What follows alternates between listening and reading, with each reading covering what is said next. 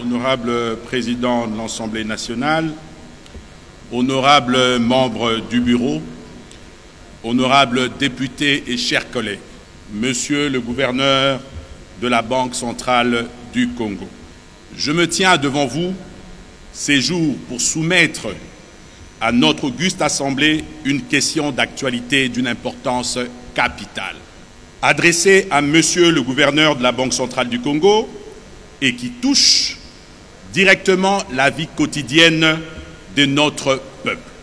La récente appréciation du franc congolais au dollar américain.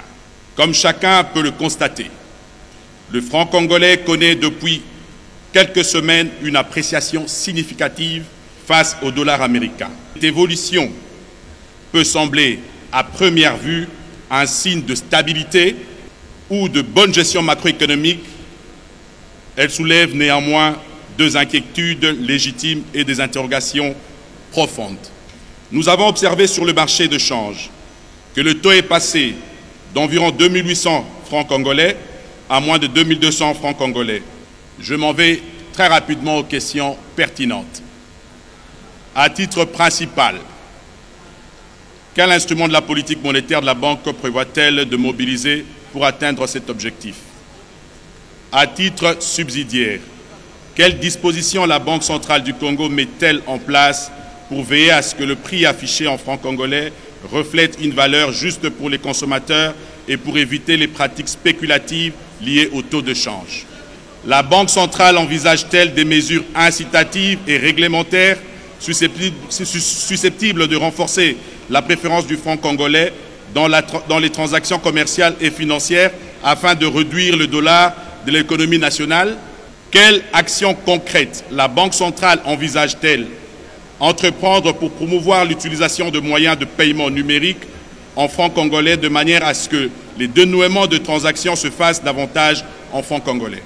Comment la Banque centrale du Congo entend-elle garantir que la stabilité actuelle du franc congolais ne demeure pas un phénomène artificiel ou temporaire en préservant les réserves de change et en assurant une politique monétaire cohérente et durable?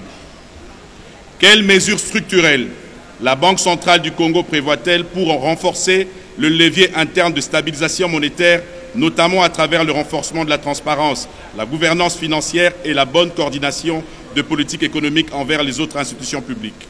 Honorable Président, honorables membres du Bureau, honorables députés, la politique monétaire ne